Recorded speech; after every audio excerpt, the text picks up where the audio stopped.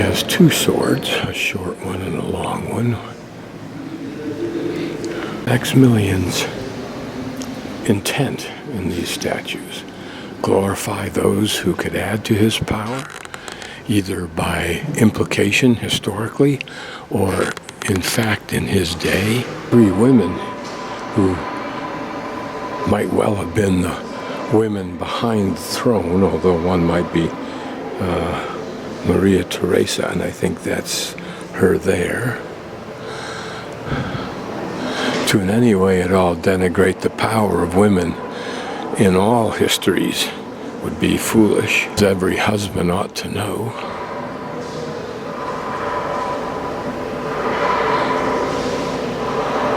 Definitely a jousting rig. We don't even know who he is. But when you watch Game of Thrones, all this seems to come alive. I wonder what these chains are for. Or they are actually belts for holding up the swords.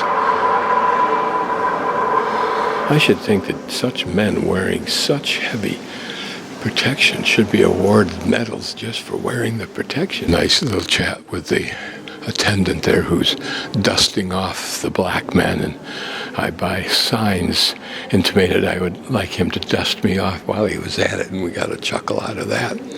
And then talked about where I'm from and travel. He speaks quite good English.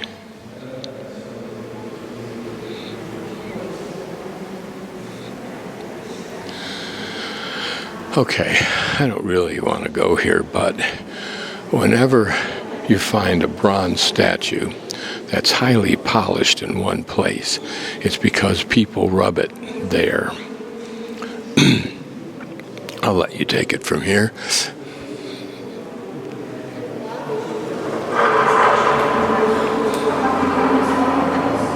Now notice this cute little hat. One would think that this represents a courtier's normal dress, whereas most of these are in heroic battle or joust mode. The shield, which is interesting, isn't it? How it narrows down almost to a point. Could that also be used as a weapon? You would think one would inherently make it larger for defense. Notice the icons, the three frogs, the three, whatever those things are, fleur-de-lis. And to wander back down this side's view of black men, just to look at detail. Notice, for example, here, the configuration of the breast armor, almost like the front of a tank, rather than round. Specific metal shields for the knee, because that was so critical, still is. So for the elbows. You wonder statistically how many men were saved by this armor. Or maybe a better way to look at it, on the presumption that if they could be saved from a wound, they did. How many were not? How many had a sword go under the armpit, under the neck? What did your training teach you to exploit that? Points, those points. Actually metal, or was a lot of what I'm looking at leather or fabric? Did they have armor that was designed for more formal occasions, less prone for damage, like cocktail parties, versus their actual battle or jousting armor, which was presumed was going to get pretty badly beat up? So of course, you were Ivanhoe's Black Knight. Close on this woman's dress, just so we may be able to pick up some detail of its decoration. Might well have been embroidered, I would guess. They represent a white ermine with those little black thingies that you often see on anything that's ermine. Are all these women pregnant? The one in the middle to the left certainly looks it. The draping, because by this time the natural free-flowing drapery in sculpture was presumed. Can't be sure whether this one feels natural to me or not. It feels far too crinkly, like it was heavy plastic. Not as rich and dramatic as many that we've seen. but again, it's a matter of tradition and taste at the time. There's some panels on the side of Maximilian II's cenotaph, probably indicating important battles that no doubt he was a part of. Whether he was or not, I don't really know. This looks like a gathering of, or a meeting of two sides.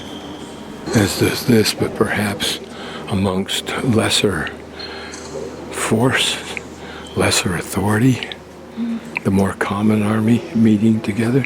On the other side, again, the line begins from the altar back with three women.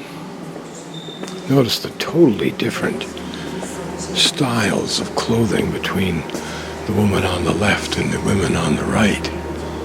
It's the elaborate draping of this in her contrapose position.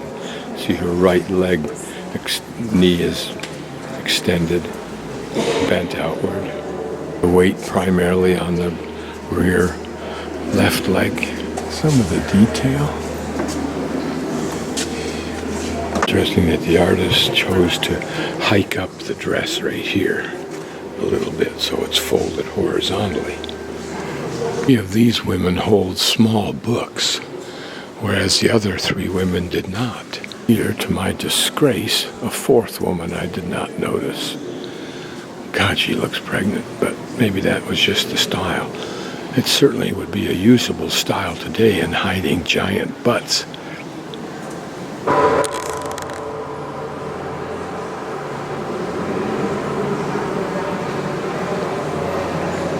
A religious man, I suspect. Well, no, a king of some sort. With scepter, and I believe that's a symbol of religious authority. But he was also knightly, like the name, if I can interpret it, as King Albrecht of Austria.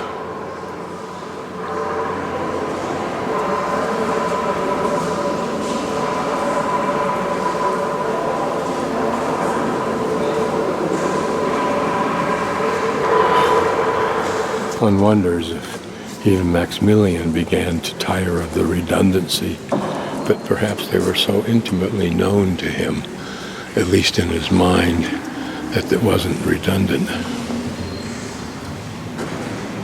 I wonder what degree, if at all, in any of these statues, the faces were reflective of the person. Certainly if it was a historical figure, no one would really know except from paintings. The hairstyle and the beards would be known. Kind of almost effeminate grace of this posture.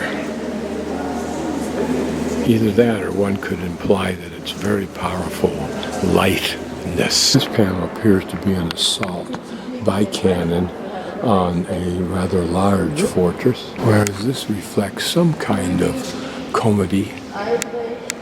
This panel clearly reflecting the severe entanglement and intensity of hand-to-hand battle. Of course, by this time, perspective is well understood. Another wicked battle scene. But here with horses, knights, as well as perhaps in the background, commoners. Here a rather large cannon, almost looking like a giant howitzer. Notice the cannonballs lying around in the different sizes of them. Knights meeting common folk on the right.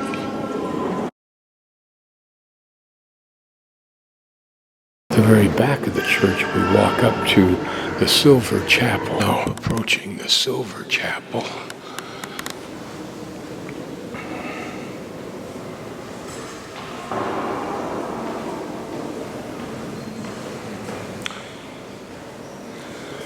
Apparently is where Maximilian is actually buried.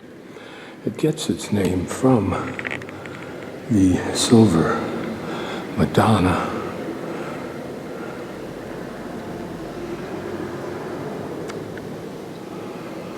Presumably directly over his casket.